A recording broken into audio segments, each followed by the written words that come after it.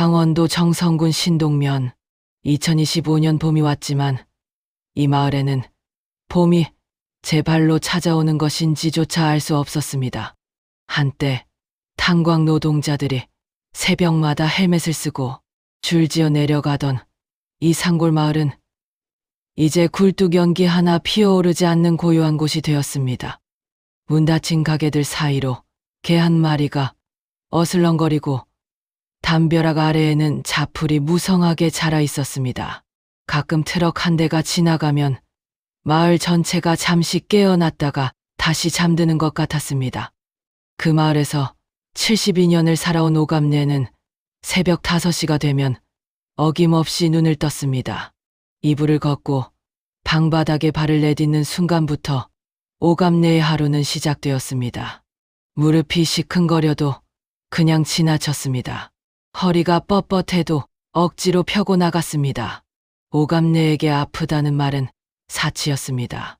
누구에게도 기댈 수 없을 때 사람은 그냥 버티는 법을 배우게 됩니다. 경로당까지는 걸어서 10분 거리였습니다. 오감내는 그 길을 걸으며 하루를 미리 정리했습니다. 오늘 어르신들 반찬은 뭘 해드릴까? 혈압약은 다 챙기셨을까? 혼자 사는 최할아버지는 어제 저녁을 드셨을까? 오감내의 머릿속에는 늘 자신이 아닌 남의 일들이 먼저 들어찼습니다. 아들 오진수는 인천에서 살고 있었습니다. 자동차 부품 공장에 다니며 아내와 아이 둘을 건사하느라 바빴습니다. 명절이 되면 차 한 대 몰고 내려와 하룻밤 자고 가는 것이 전부였습니다. 떠날 때마다 오진수는 어머니, 뭐 필요한 거 없어요?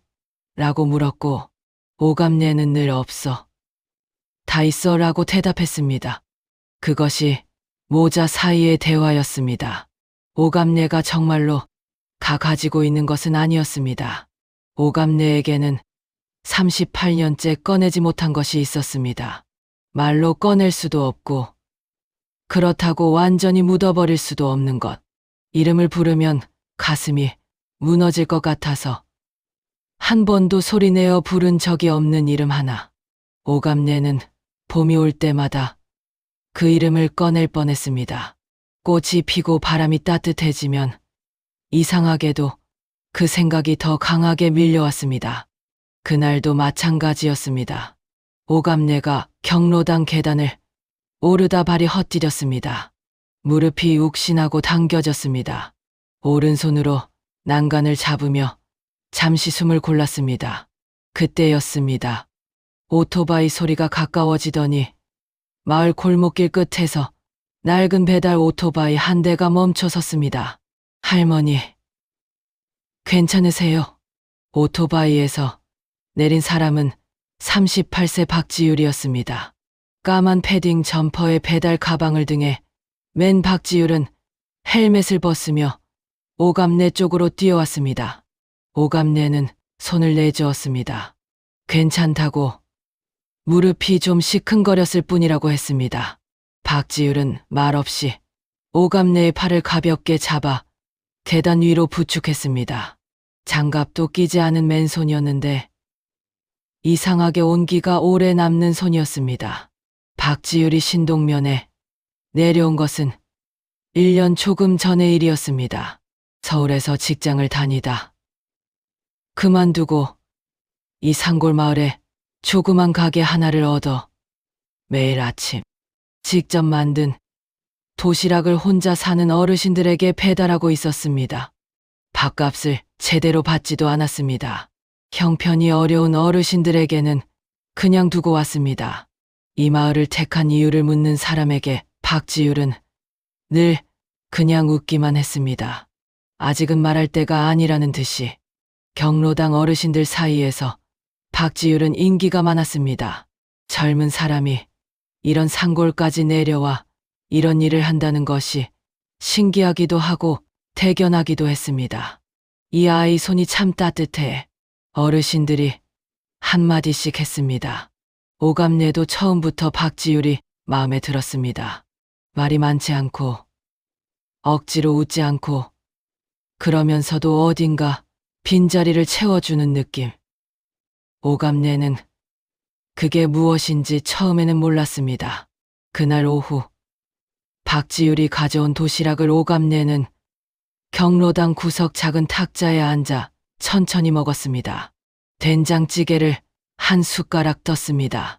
입안에 넣는 순간 오감내의 손이 잠깐 멈췄습니다. 맛이 낯설지 않았습니다. 오감내가 평생 끓여온 된장찌개도 아니었고 돌아가신 시어머니의 맛도 아니었습니다. 그런데도 어딘가에서 맡아본 것 같은 가슴 안쪽을 살짝 건드리는 맛이었습니다. 오감내는 숟가락을 천천히 내려놓고 된장찌개 그릇을 잠시 들여다봤습니다. 그리고 그냥 지나쳤습니다. 나이가 들면 이런 착각이 잦아진다고 스스로 타일렀습니다. 박지율이 딘 도시락통을 거두러 다시 왔을 때 오감내는 마루 끝에 걸터 앉아 저물어가는 마을을 바라보고 있었습니다. 박지율은 아무 말 없이 옆에 잠시 서 있었습니다. 두 사람 사이에 말이 없어도 어색하지 않은 것이 오감내는 그것도 이상하다고 생각했습니다. 내일 또 올게요. 박지율이 오토바이를 몰고 골목 끝으로 사라졌습니다. 오감내는 그 뒷모습을 오래 바라봤습니다. 그날 밤 오감내는 방불을 끄고 천장을 올려다봤습니다. 봄바람이 창틈으로 가늘게 들어왔습니다. 이상하게 잠이 오지 않았습니다. 아무 이유 없이 가슴 한쪽이 묵직했습니다. 오감내는 눈을 감은 채 38년 전으로 거슬러 올라갔습니다. 1987년 11월 정선의 작은 병원, 차갑고 하얀 형광등 아래 오감내가 홀로 누워있던 그날, 손이 작고 가벼웠던 아이. 오감내가 마지막으로 그 손목을 잡았을 때 손목 안쪽에 아주 작은 점이 하나 있었습니다. 오감내는 그 점에 입술을 대고 병원 복도를 걸어 나왔습니다. 돌아오겠다고 스스로에게 약속하면서 그 뒤로 38년이 흘렀습니다.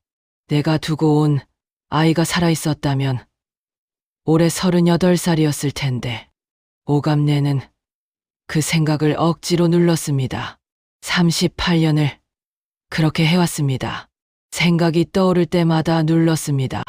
그래야만 살 수 있었으니까요. 그런데 그날 밤은 달랐습니다. 아무리 눌러도 생각이 사라지지 않았습니다. 된장찌개의 그 맛이, 따뜻했던 그 손이 자꾸만 떠올랐습니다. 오감내는 이불을 덮어쓰고 눈을 질끈 감았습니다. 다음 날 아침, 오감내는 박지율이 오기 전에 경로당에 먼저 나가 앉아 있었습니다. 오감내 자신도 그 이유를 몰랐습니다. 그저 그 손을 가진 아이가 오늘은 어떤 이야기를 들고 올지 기다려졌습니다. 박지율은 약속을 지키는 사람이었습니다. 다음 날도, 그 다음 날도, 비가 오는 날에도, 바람이 거세게 부는 날에도, 아침 9시가 조금 넘으면 골목 끝에서 오토바이 소리가 들려왔습니다. 오감내는 어느 순간부터 그 소리를 기다리게 되었습니다. 기다린다는 것을 스스로 인정하기까지 며칠이 걸렸습니다. 박지율이 가져오는 도시락은 매일 달랐습니다. 월요일에는 시래기국, 화요일에는 두부조림, 수요일에는 북어국. 반찬도 매번 달라졌고 간도 늘 적당했습니다. 오감내는 음식을 먹으면서 이 아이가 부엌에서 얼마나 많은 시간을 들이는지를 생각했습니다. 1인분짜리 도시락을 마을 어르신 10여 명 몫으로 매일 만들려면 새벽 4시는 넘어야 시작해야 할 터였습니다. 경로당 어르신들도 달라졌습니다. 박지율이 도시락을 들고 들어오면 분위기가 조금 밝아졌습니다. 말수가 적은 어르신들도 박지율 앞에서는 한마디씩 건넸습니다. 이 아이 손이 참 따뜻해. 귀가 어두운 최할아버지가 어느 날 도시락을 받으면서 중얼거렸고 옆에 앉아있던 어르신 몇 명이 고개를 끄덕였습니다. 오감내도 그 말이 맞다고 생각했습니다. 따뜻한 손이라는 게 체온만을 말하는 것이 아니라는 것을 72년을 살고 나서야 오감내는 알았습니다. 박지율은 도시락을 두고 바로 떠나는 날도 있었지만 시간이 날 때는 경로당 마루 끝에 잠시 걸터 앉아 있었습니다. 오감내 옆에 앉을 때가 많았습니다. 두 사람이 딱히 할 말이 없어도 침묵이 어색하지 않았습니다. 오감내는 그것이 이상하다고 생각했습니다. 처음 만난 지 얼마 되지 않은 사람과 말 없이 앉아 있는 것이 이렇게 편할 수 있다는 것이. 어느 날 오후 박지율이 도시락 그릇을 거두고 떠나기 전에 잠시 머뭇거렸습니다. 뭔가 할 말이 있는 사람의 표정이었습니다. 오감내가 먼저 물었습니다. 할 말 있으면 해. 박지율은 잠시 마당을 내려다보더니 조심스럽게 입을 열었습니다. 할머니, 저 사실은 입양아예요. 오감내는 아무 말 없이 박지율을 바라봤습니다. 박지율은 계속 말했습니다. 충북 청주에서 자랐고 양어머니 박민자가 친어머니처럼 키워줬다고, 원망 같은 건 없다고. 다만 나이가 들수록 친부모가 왜 자신을 놓아줄 수밖에 없었는지, 어떤 사정이 있었는지 그냥 한 번쯤은 알고 싶었다고.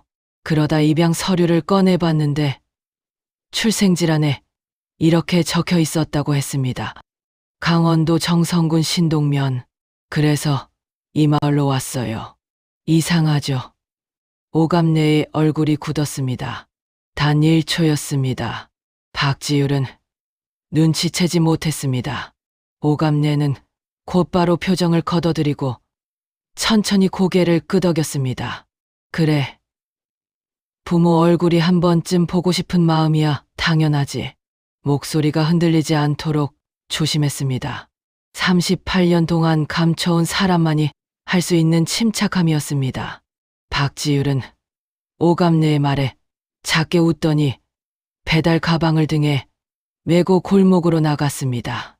오감내는 박지율의 오토바이가 마을 끝 굽이길을 돌아 사라질 때까지 시선을 거두지 않았습니다. 정성군 신동면. 박지율이 사라진 자리에서 오감내는 한동안 그 단어를 되뇌었습니다. 1987년에 오감내가 아이를 낳은 병원이 있던 곳이 바로 이 신동면이었습니다. 그것만으로는 아무것도 아니었습니다. 이 작은 마을 출생의 입양아가 박지율 한 명뿐이라는 보장은 없었습니다. 오감내는 스스로를 타일렀습니다. 함부로 연결 지으면 안 된다고. 잘못된 기대가 얼마나 사람을 무너뜨리는지 오감내는 38년 동안 배운 사람이었습니다. 그러나 몸이 먼저 움직였습니다. 오감내는 경로당 안으로 들어가 구석에 놓인 공중전화 수첩을 펼쳤습니다. 이순덕의 전화번호를 찾는 손이 조금 떨렸습니다. 이순덕은 오감내가 40년 넘게 알아온 이웃이었습니다. 1987년 11월 오감내가 병원에서 돌아와 골목 담벼락 앞에서 소리 없이 울던 날, 그 옆에 말없이 서 있어준 사람이 이순덕이었습니다. 오감내의 비밀을 말로 들은 적은 없지만 그날 이후 이순덕은 그 무게를 함께 짊어져 왔습니다. 전화를 받은 이순덕은 첫마디에 낌새를 알아챘습니다. 감내야. 왜? 무슨 일이야? 오감내는 잠시 말을 고르다가 낮은 목소리로 물었습니다. 순덕아, 나 할 말이 있어. 그 아이 말이야, 살아있을 수도 있지 않을까? 전화기 너머로 이순덕이 숨을 멈추는 것이 느껴졌습니다. 한참 후에 이순덕이 조심스럽게 말을 꺼냈습니다. 감내야, 그 병원 말이야. 나 나중에 들은 이야기인데. 이순덕의 말은 거기서 끊겼습니다. 오감내는 수화기를 두 손으로 감싸 쥐었습니다. 심장이 천천히, 그러나 아주 크게 뛰고 있었습니다. 38년 동안 봉해두었던 문 하나가 지금 안쪽에서 두드려지고 있었습니다.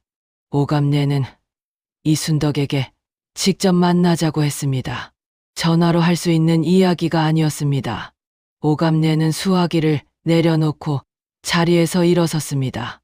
1987년 그 병원이 어떻게 됐는지, 이순덕이 들었다는 소문이 무엇인지 오갑내는 이제 직접 확인해야 했습니다. 이순덕은 오갑내보다 2살 아래였지만 살아온 무게는 비슷했습니다. 두 사람이 처음 이웃이 된 것은 1970년대 후반이었습니다. 오갑내가 최봉수와 결혼의 신동면으로 들어왔을 때 이순덕은 이미 그 골목에 살고 있었습니다. 탄광마을의 안악들은 서로 말이 많지 않아도 통했습니다. 남편이 새벽에 내려가 저녁에 올라오기를 기다리는 하루하루가 비슷했으니까요. 오갑내와 이순덕은 그렇게 40년 넘게 담 하나를 사이에 두고 살아왔습니다. 이순덕의 집은 경로당에서 골목 2개를 꺾으며 나왔습니다. 오갑내가 대문을 두드리자 이순덕이 금방 나왔습니다. 전화를 끊고 기다렸던 것이 분명했습니다. 두 사람은 안방 아랫목에 마주 앉았습니다. 이순덕이 먼저 말을 꺼내지 않았습니다. 오갑내가 꺼내야 할 이야기라는 것을 알고 있었습니다. 오갑내는 오랫동안 입을 열지 못했습니다. 38년 만에 처음으로 그 이야기를 꺼내려 하자 목 안쪽이 막히는 것 같았습니다. 오갑내는 천천히 숨을 고르고 1985년부터 시작했습니다. 그해 여름, 신동 탄광 제3갱도에서 사고가 났습니다. 갱도 일부가 무너지면서 최봉수가 허리를 크게 다쳤습니다. 척추를 다친 최봉수는 그날 이후 무거운 것을 들 수 없는 몸이 되었습니다. 탄광에서 척추가 나쁜 광부는 더 이상 광부가 아니었습니다. 최봉수는 그렇게 일자리를 잃었고 오갑내가 집안을 떠맡게 되었습니다. 오갑내는 아침이면 인근 식당에 나가 설거지를 했고 저녁이면 집에 돌아와 삭바느질을 했습니다. 1980년에 태어난 아들 오진수가 1985년에 5살이었습니다. 진수를 어린이집에 맡기는 것도 돈이었고 최봉수의 약값도 매달 빠져나갔습니다. 오갑내는 밥 한 끼를 줄여가며 버텼습니다. 버티면 나아질 거라고, 이 고비만 넘으면 된다고 스스로에게 말했습니다. 그러다 1987년 가을, 오갑내는 임신 사실을 알았습니다. 첫 반응은 두려움이었습니다. 이 상황에서 아이를 하나 더, 오갑내는 며칠 동안 아무에게도 말하지 못하고 혼자 사귀었습니다. 최봉수에게 말했을 때 최봉수는 아무 말도 하지 않고 오랫동안 벽만 바라봤습니다. 그 침묵이 오갑내에게는 어떤 말보다 무거웠습니다. 11월, 오갑내는 신동면 소재 산부인과에서 아이를 낳았습니다. 딸이었습니다. 오갑내는 아이의 얼굴을 보는 순간 눈물이 났습니다. 미안해서였습니다. 이런 형편에 태어나게 해서 제대로 키울 수 있을지 모르겠어서. 오갑내는 아이를 안고 밤새 생각했습니다. 3일이 지났습니다. 진수의 밥값이 밀려 있었고 최봉수의 약을 끊은 지 한 달이 넘어 있었습니다. 오갑내는 아이를 병원에 두고 나가면서 아이 옷 안쪽 솔기에 쪽지 하나를 꿰매 넣었습니다. 바늘을 잡은 손이 떨려서 3번을 찌르고 나서야 실이 들어갔습니다. 쪽지에는 이렇게 썼습니다. 미안하다. 내가 잘 살기를. 엄마는 너를 사랑했다. 오른쪽 귀퉁이에는 손가락에 먹을 묻혀 지문을 찍었습니다. 오갑내는 아이의 손목을 마지막으로 잡았습니다. 그 손목 안쪽에 아주 작은 점이 하나 있었습니다. 오갑내는 그 점에 입술을 댔습니다. 그리고 병원 복도를 걸어 나왔습니다. 반드시 돌아오겠다고, 형편이 조금이라도 나아지면 반드시 데리러 오겠다고 스스로에게 약속하면서 3일 후 오갑내가 병원으로 돌아갔습니다. 간호사가 오갑내를 보더니 잠시 머뭇거렸습니다. 그리고 말했습니다. 아주머니, 그 아기가 어젯밤에 폐렴으로 세상을 떠났다고. 오감내는 그 말을 듣는 순간 다리에 힘이 풀렸습니다. 복도 바닥에 주저앉았습니다. 간호사가 뭐라고 더 말했지만 들리지 않았습니다. 오감내가 아이를 두고 나온 그 3일 사이에 아이가 죽었다는 것이었습니다. 자신이 포기하는 순간 아이가 죽어버렸다는 것이었습니다. 오감내는 이순덕의 방 아랫목에서 그 이야기를 처음으로 소리 내어 했습니다. 38년 만에 처음이었습니다. 목소리가 끝까지 유지되지 못했습니다. 이순덕은 아무 말도 하지 않고 오감내의 손을 그냥 잡고 있었습니다. 한참 후에 이순덕이 조심스럽게 입을 열었습니다. 감내야, 그 병원 있지. 1988년에 경찰 조사를 받았다는 소문이 있었어. 내가 직접 본 건 아니고 나중에 누구한테 들은 건데 아이를 불법으로 입양기관에 넘겼다고. 오감내는 이순덕을 바라봤습니다. 소문이었습니다. 확인된 것이 아니었습니다. 그러나 오감내의 가슴 안에서 무언가가 아주 천천히 움직이기 시작했습니다. 죽었다고 들었던 아이가 어쩌면 죽지 않았을 수도 있다는 것, 병원이 거짓말을 했을 수도 있다는 것, 그리고 지금 매일 아침 오감내에게 도시락을 가져오는 38살 박지율이 1987년 11월 신동면 출생에 입양하라는 것. 오감내는 이순덕의 손을 꼭 쥐었습니다. 함부로 입을 열면 안 되었습니다. 잘못된 확신으로 박지율을 혼란스럽게 해서는 안 되었습니다.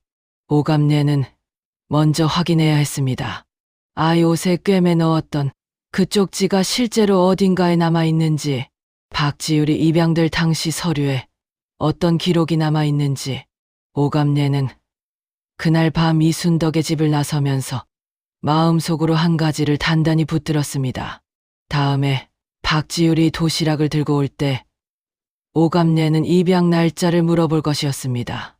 이순덕의 집을 나선 날 밤부터 오감내는 제대로 잠을 이루지 못했습니다. 누우면 천장이 보이고 눈을 감으면 생각이 돌아왔습니다. 병원 비리 소문, 박지율의 출생지, 그리고 매일 아침 골목 끝에서 들려오는 오토바이 소리. 오감내는 그것들을 머릿속에서 하나씩 떼어놓으려 했습니다. 이어붙이면 안 된다고, 함부로 연결 지으면 안 된다고 스스로를 다잡았습니다. 하지만 생각은 오감내의 의지와 상관없이 자꾸 한 방향으로 모였습니다. 박지율이 도시락을 들고 올 때마다 오감내는 자신도 모르게 박지율을 유심히 살폈습니다. 눈 모양을 봤습니다. 오감내 자신과 비슷한 것 같기도 하고 아닌 것 같기도 했습니다. 코 모양을 봤습니다. 최봉수를 닮은 것 같기도 하고 전혀 다른 것 같기도 했습니다. 오감내는 그런 자신이 한심했습니다. 닮고 싶으면 닮아 보이고 다르다고 생각하면 다르게 보이는 것이 사람의 눈이었습니다. 얼굴만으로는 아무것도 알 수 없었습니다. 사흘이 지나고 나흘이 지났습니다. 오감내는 박지율에게 입양 날짜를 물어볼 기회를 엿봤습니다. 그러나 막상 박지율이 눈앞에 있으면 말이 나오지 않았습니다. 어떻게 물어야 자연스러운지 물어봤을 때 박지율이 이상하게 여기면 어쩌는지. 오감내는 며칠 동안 그 한마디를 입안에서만 굴렸습니다. 그러던 어느 날 오후였습니다.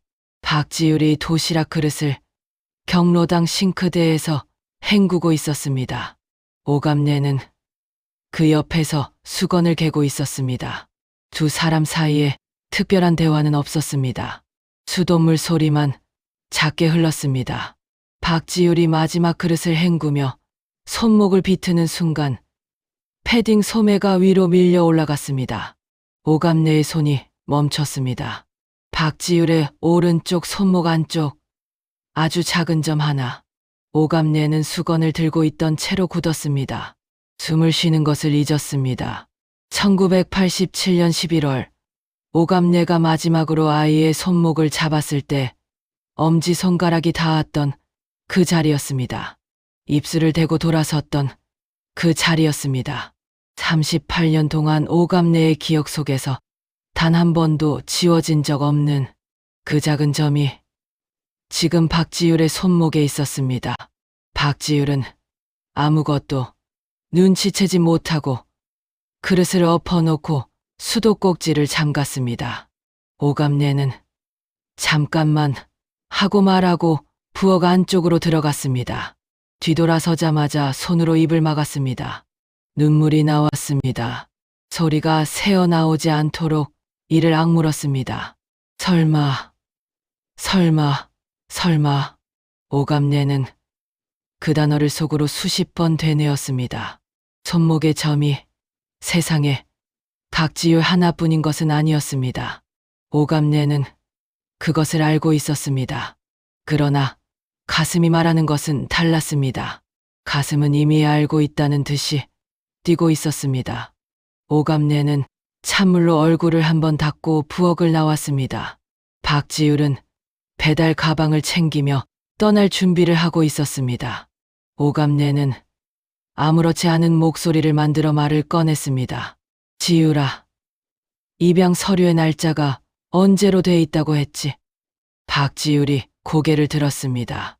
뜬금없는 질문이었지만 이상하게 여기는 기색은 없었습니다. 1987년 12월이요. 그게 왜요? 할머니. 오갑내는 고개를 끄덕이며 말했습니다. 그냥 그 시절 이야기가 문득 생각나서.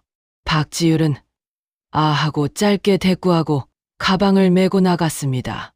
오갑내는 박지율이 나간 자리에 오래 서 있었습니다. 1987년 12월, 오갑내가 아이를 낳은 것이 1987년 11월이었습니다.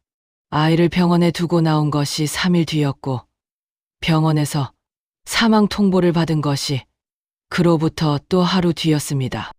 날짜가 맞았습니다. 오갑내가 아이를 잃었다고 들은 그 시점과 박지율이 입양된 그 시점이 맞아떨어졌습니다. 병원이 아이를 빼돌려 입양기관에 넘긴 뒤 서류를 만들었다면 1987년 12월이라는 날짜는 조금도 이상하지 않았습니다. 오갑내는 의자를 당겨 앉았습니다. 다리에 힘이 빠지는 것 같았습니다. 손목의 점, 출생지, 신동면, 1987년 12월 입양, 세 가지가 겹쳤습니다. 오갑내는 세 가지 중 하나라면 우연이라고 할 수 있었습니다. 둘이라면 애써 무시할 수 있었습니다. 그러나 셋이 동시에 맞아떨어지는 것을 오갑내는 더 이상 우연이라고 부를 자신이 없었습니다. 그러나 오갑내는 박지율에게 먼저 말을 꺼낼 수 없었습니다. 확인되지 않은 것을 섣불리 꺼냈다가 아니라면 박지율이 얼마나 흔들리겠습니까? 38년 동안 양어머니, 강민자를 친어머니로 알고 살아온 사람이었습니다. 오갑내의 한마디가 박지율의 삶 전체를 뒤집을 수 있었습니다. 그 무게를 오갑내는 똑바로 알고 있었습니다. 확인이 필요했습니다. 1987년 당시 아이 옷 안쪽 솔기에 꿰매 넣었던 그 쪽지가 어딘가에 남아있다면 오갑내의 지문이 찍힌 그 쪽지가 박지율의 손에 전해진 것이라면 그것이 유일한 증거였습니다. 오갑내는 그 쪽지가 지금 어디에 있는지 알아야 했습니다. 박지율에게는 양어머니가 있었습니다. 충북 청주에 사는 73세 박민자. 박지율이 입양되던 날부터 모든 것을 알고 있는 사람이었습니다. 쪽지가 전해졌다면 그것을 가지고 있을 사람은 박민자였습니다. 오갑내는 그날 밤 혼자 앉아 박민자를 생각했습니다. 한 번도 본 적 없는 사람이었습니다. 그러나 오갑내의 아이를 38년 동안 키운 사람이었습니다. 오갑내가 해주지 못한 모든 것을 대신해준 사람이었습니다. 쪽지가 아직 존재하는지, 박지율이 그것을 알고 있는지, 오감내는 박지율에게 직접 물어볼 방법을 찾아야 했습니다. 오감내는 박지율에게 쪽지 이야기를 꺼낼 방법을 며칠째 찾고 있었습니다. 직접 물어보는 것은 쉬웠습니다. 입양될 때 아이 옷안에 뭔가 들어있지 않았냐고, 양어머니에게 그런 이야기를 들은 적 있냐고. 그러나 그 질문 하나가 어떤 파장을 일으킬지 오감내는 너무 잘 알고 있었습니다. 확인도 되지 않은 상태에서 박지율을 흔들었다가 아니라면 그 상처는 고스란히 박지율의 것이 될 터였습니다. 오감내는 그것이 두려웠습니다. 그러던 어느 아침, 박지율이 도시락을 들고 오면서 표정이 달랐습니다. 평소보다 눈가가 어둡고 움직임이 조금 굳어 있었습니다. 할머니, 저 며칠 자리를 비워야 할 것 같아요. 양어머니한테서 전화가 왔는데 몸이 많이 안 좋으시다고. 오감내는 박지율의 얼굴을 바라보며 물었습니다. 어디가 안 좋으시냐고. 박지율은 잠시 뜸을 들이다 대답했습니다. 폐암이라고. 작년에 알았는데 그때는 초기라 했는데 최근에 더 나빠졌다는 연락이 왔다고. 오감내는 더 묻지 않았습니다. 박지율의 목소리에 이미 걱정이 가득 차 있었습니다. 빨리 다녀와라. 어르신들 걱정은 말고. 박지율은 고개를 끄덕이고 그날 오후 청주로 떠났습니다. 오감내는 박지율의 오토바이가 사라진 골목을 한동안 바라봤습니다. 73세 박민자가 폐암이라는 말이 마음에 걸렸습니다. 오감내의 아이를 38년 동안 키운 사람이었습니다. 오감내가 해주지 못한 모든 것을 대신 해준 사람이었습니다. 그 사람이 지금 아프다는 것이 오감내와는 상관없는 일이 아닌 것처럼 느껴졌습니다. 박지율이 떠난 다음 날, 오감내는 이순덕을 찾아갔습니다. 두 사람은 함께 버스를 탔습니다. 신동면 소재지에서 두 정거장을 가면 예전에 산부인과가 있던 자리가 나왔습니다. 오감내는 그 주소를 몸으로 기억하고 있었습니다. 38년 전 걸어서 다닌 길이었습니다. 버스에서 내리자 낯선 풍경이 펼쳐졌습니다. 당연한 일이었습니다. 38년이 지났으니까요. 좁은 골목길은 그대로였지만 건물들은 모두 바뀌어 있었습니다. 오감내가 기억하는 낮고 허름한 2층 건물은 흔적도 없었습니다. 그 자리에는 작은 주차장이 들어서 있었습니다.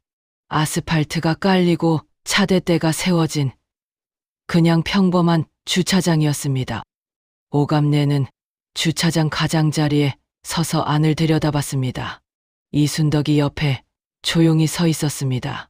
두 사람은 아무 말도 하지 않았습니다. 오감내는 아스팔트 바닥을 천천히 걸어 들어갔습니다. 한가운데쯤에서 발을 멈췄습니다. 정확히 어느 자리인지는 알 수 없었습니다. 그러나 이쯤 어딘가였습니다. 오감내가 아이를 낳았던 그 방이 지금 발 아래 어딘가에 묻혀 있을 터였습니다. 오감내는 천천히 무릎을 꿇었습니다. 아스팔트 바닥이 차가웠습니다. 무릎이 아팠습니다. 오감내는 개의치 않았습니다.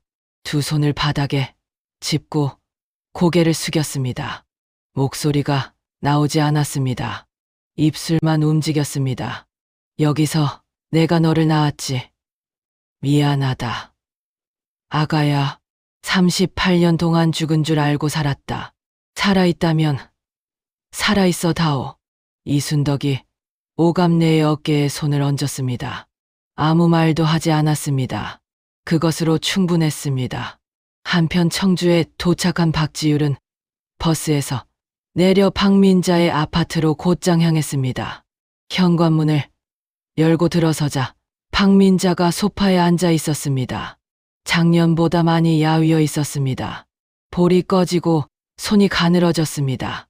박지율은 박민자 옆에 앉아 손을 잡았습니다. 박민자는 박지율의 손을 오래 들여다봤습니다. 요즘 잘 지내고 있냐고, 밥은 잘 먹고 있냐고, 정선마을 사람들은 좋냐고. 박민자는 쉬지 않고 물었습니다. 박지율은 하나하나 대답했습니다. 잘 지내고 있다고, 마을 어르신들이 좋다고, 72세 할머니 한 분이 특히 많이 챙겨주신다고.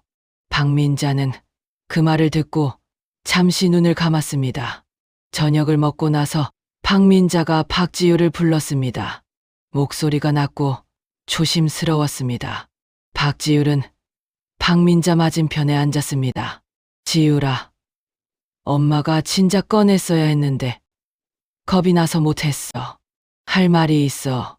박지율은 박민자의 얼굴을 바라봤습니다. 평소와 다른 분위기였습니다. 박민자의 눈이 흔들리고 있었습니다. 박지율은 말없이 기다렸습니다. 박민자는 자리에서 일어나 안방으로 들어갔습니다. 잠시 후 낡은 상자 하나를 들고 나왔습니다. 겉에 먼지가 앉아 있었고 모서리가 헤어져 있었습니다. 오래된 물건이었습니다. 박민자는 그 상자를 박지율 앞 탁자 위에 조심스럽게 내려놓았습니다. 박지율은 상자를 바라봤습니다. 한 번도 본 적이 없는 물건이었습니다. 박민자가 뚜껑에 손을 얹은 채 말했습니다. 이 안에 내 것이 있어. 처음부터 내 것이었던 것들이. 박지율은 숨을 고르고 상자 뚜껑에 손을 얹었습니다. 상자 뚜껑을 여는데 오랜 시간이 걸리지는 않았습니다. 그러나 박지율은 손을 얹은 채로 잠시 멈췄습니다. 무언가 중요한 것이 안에 있다는 것을 몸이 먼저 알고 있는 것 같았습니다. 박민자는 말없이 기다렸습니다. 뚜껑이 열렸습니다. 상자 안에는 서류 묶음 하나, 빛바랜 사진 몇 장, 그리고 작은 비닐봉지 하나가 들어 있었습니다. 비닐봉지 안에는 접힌 종이 한 장이 있었습니다. 종이는 누렇게 변해 있었고 비닐 안에서도 낡은 것이 느껴졌습니다. 박민자가 서류 묶음을 먼저 꺼냈습니다. 1987년 12월 날짜가 찍힌 입양 관련 서류였습니다. 박지율은 서류를 훑어봤습니다. 출생질환에 강원도 정선군 신동면이라고 적혀 있었습니다. 이미 알고 있는 내용이었습니다. 박지율은 서류를 내려놓고 비닐봉지를 집어들었습니다. 박민자가 조심스럽게 말했습니다. 그건 내가 입양되던 날 아기 옷 안쪽 솔기에 꿰매져 있던 거야. 입양기관 직원이 건네주면서 아이 옷에서 나왔다고 했어. 엄마가 처음부터 내 거라고 생각해서 오래 보관했어. 박지율은 비닐봉지를 열었습니다. 안에서 접힌 종이를 꺼내 천천히 폈습니다. 글씨는 볼펜으로 쓰여 있었습니다. 삐뚤빼뚤하고 힘이 들어간 글씨였습니다. 쓰는 손이 많이 떨렸을 것이라는 것을 글자 모양만 봐도 알 수 있었습니다. 종이는 가로 10cm도 되지 않는 작은 것이었습니다. 거기에 이렇게 적혀 있었습니다. 미안하다. 내가 잘 살기를. 엄마는 너를 사랑했다. 갑. 오른쪽 귀퉁이에는 손가락으로 찍은 지문 하나가 흐릿하게 남아 있었습니다. 38년 세월에 잉크가 번지고 종이가 사가 지문에 윤곽이 흐려져 있었지만 찍었다는 것은 분명히 알 수 있었습니다. 박지율은 종이를 든 채로 움직이지 않았습니다. 엄마는 너를 사랑했다. 그 문장을 박지율은 3번 읽었습니다. 소리 없이 눈물이 났습니다. 박지율은 눈물이 나는 것을 막으려 하지 않았습니다. 72세 박민자도 눈물을 닦았습니다. 두 사람은 한동안 말을 하지 못했습니다. 한참 후에 박민자가 입을 열었습니다. 지율아, 엄마가 나중에 들은 이야기가 있어.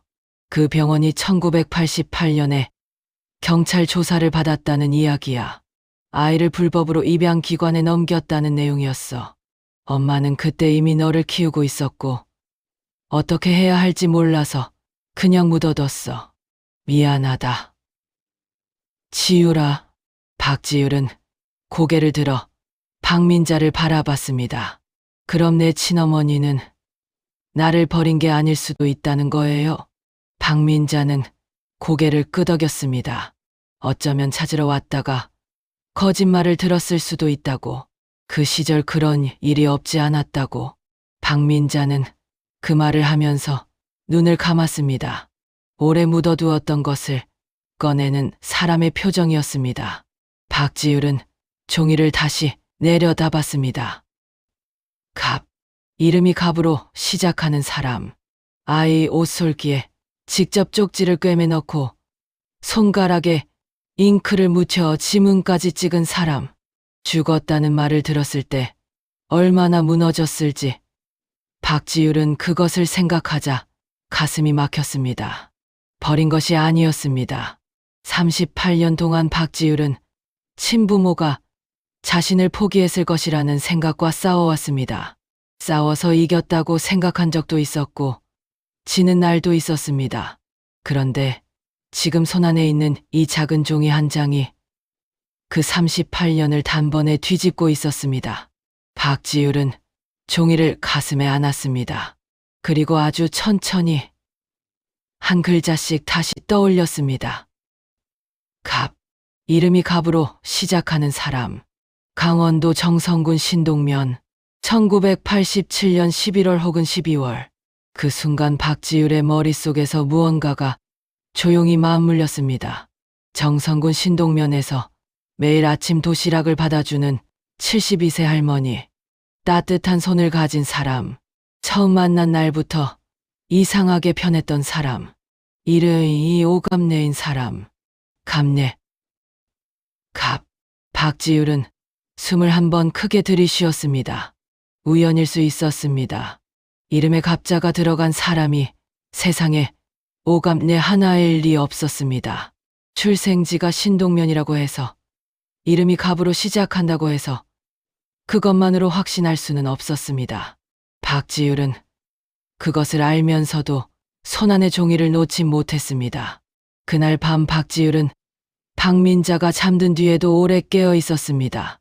이튿날 아침 박지율은 박민자의 손을 잡고 오래 앉아 있었습니다.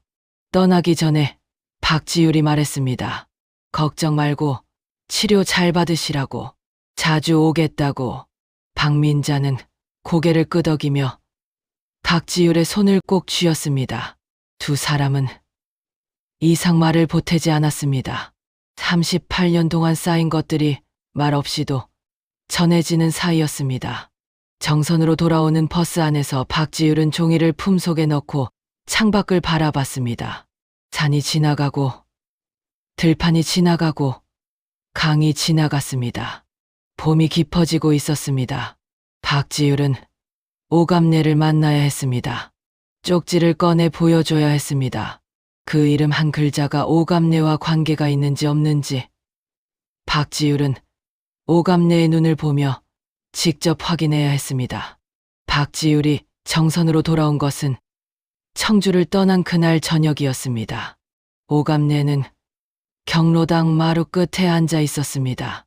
해가 뉘엿뉘엿 기울고 있었고 마을은 저녁 연기도 없이 조용했습니다. 박지율의 오토바이 소리가 골목 끝에서 들려오자 오갑내는 자리에서 일어나지 않았습니다. 일어나면 안 될 것 같았습니다. 다리에 힘이 없는 것인지 다리를 쓰기가 두려운 것인지 오갑내 자신도 알 수 없었습니다. 박지율은 헬멧을 벗고 경로당 앞마당으로 들어왔습니다. 평소와 다른 걸음이었습니다. 빠르지도 느리지도 않았지만 무언가를 결심한 사람의 걸음이었습니다. 오갑내 앞에 서더니 잠시 말없이 오갑내를 바라봤습니다. 오갑내도 말하지 않았습니다. 박지율이 품속에서 비닐봉지를 꺼냈습니다. 청주에서 가져온 그것이었습니다. 비닐봉지에서 접힌 종이를 꺼내 오갑내 앞에 내밀었습니다. 할머니, 이 글씨 혹시 아세요? 제가 입양될 때 아기 오단에 꿰매져 있던 거예요. 오갑내는 종이를 받아 들었습니다.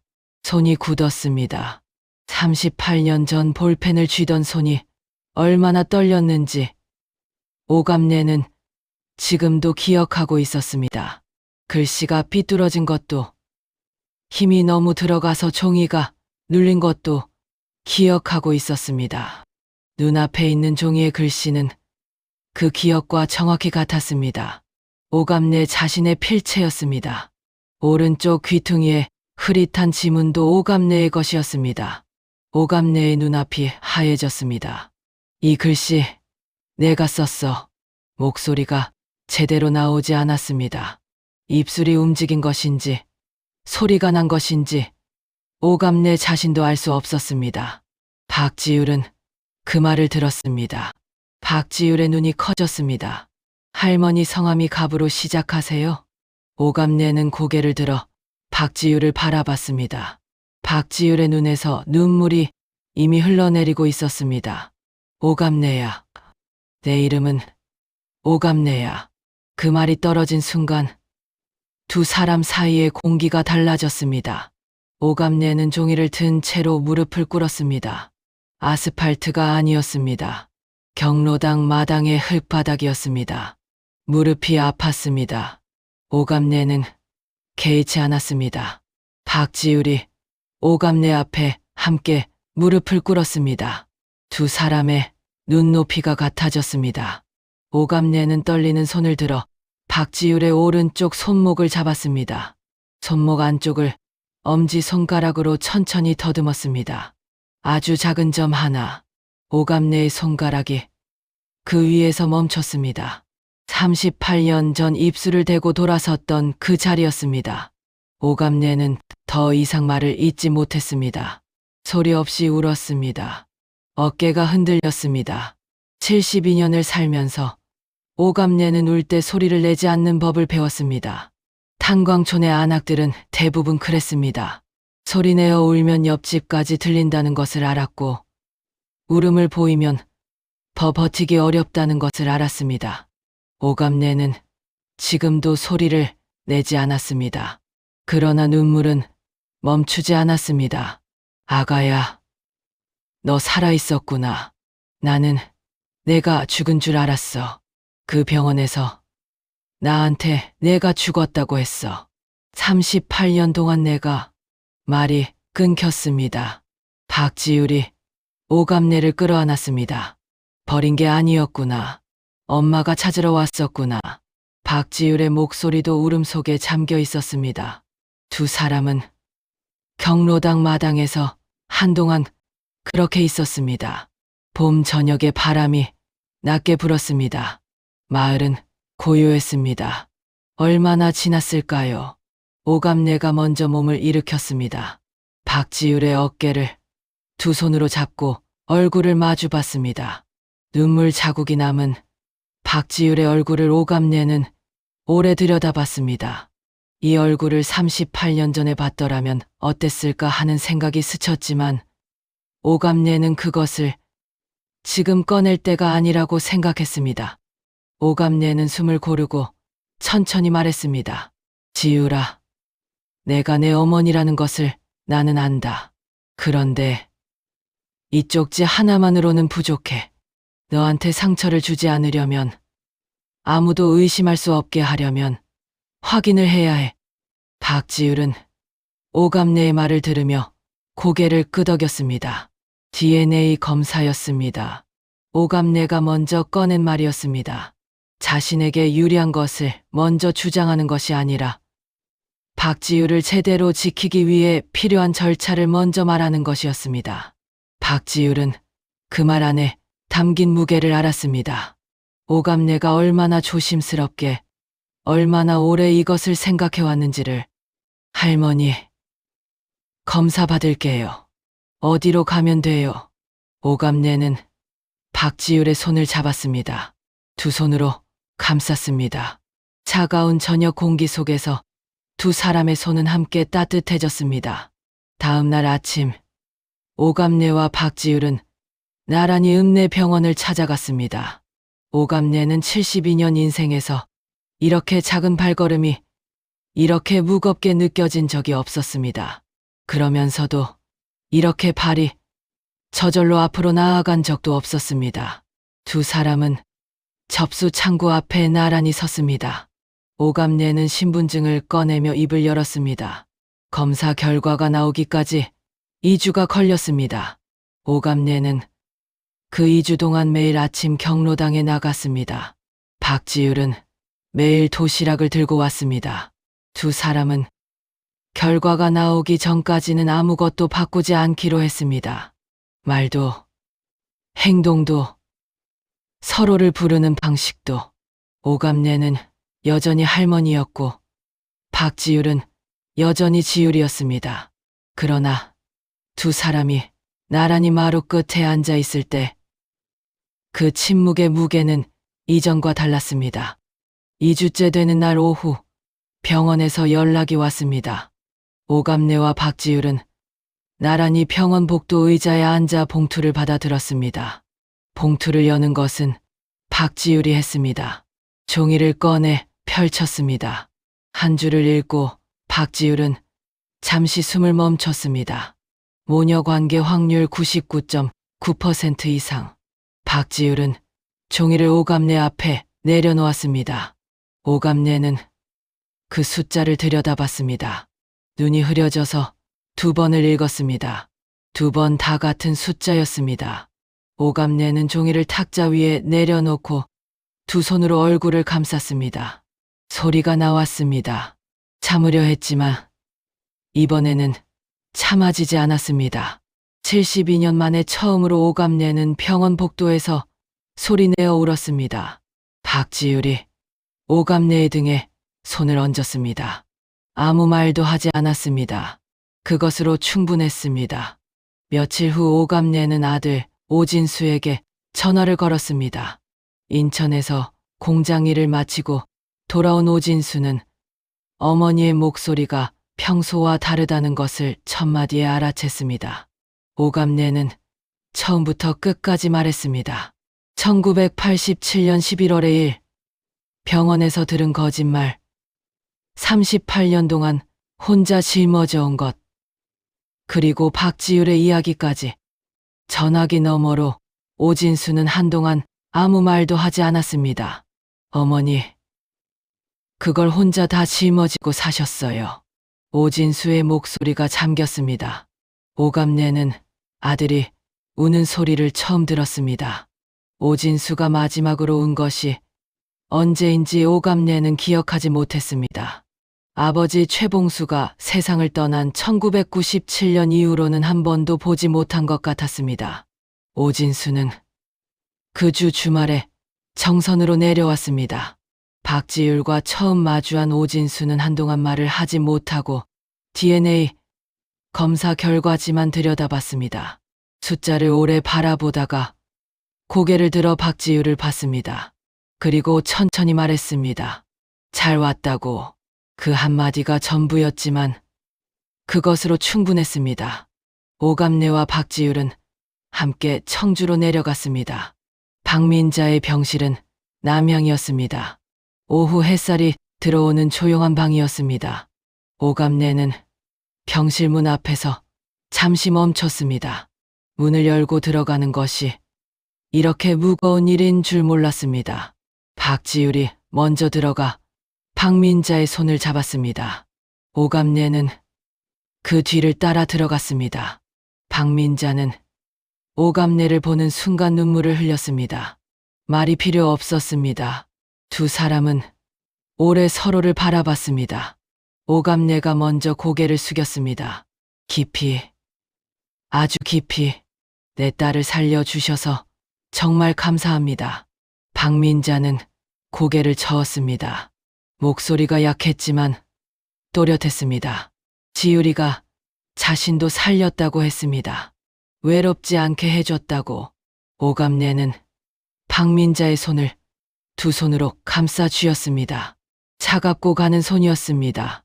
이 손이 38년 동안 박지율의 손을 잡아줬을 것이었습니다. 오감내가 해주지 못한 모든 것을 이 손이 대신했을 것이었습니다. 오감내는 박민자의 손을 놓지 않았습니다. 치료비는 오감내와 오진수가 함께 보탰습니다. 오진수가 매달 일정 금액을 청주 병원으로 보내기로 했습니다. 박민자는 처음에 사양했지만 오감내가 말했습니다. 받아달라고. 이것이 오감내가 할 수 있는 첫 번째 일이라고. 박민자는 더 말하지 않았습니다. 정선으로 돌아온 뒤 박지율의 도시락 가게에 변화가 생겼습니다. 간판이 바뀌었습니다. 박지율이 직접 나무판에 글씨를 써서 달았습니다. 봄날 도시락. 그 아래 작은 글씨로 오감내 박지율 모녀 운영이라고 적었습니다. 경로당 어르신들이 그것을 보고 한마디씩 했습니다. 아이고, 그 도시락 할머니가 진짜 할머니였구먼.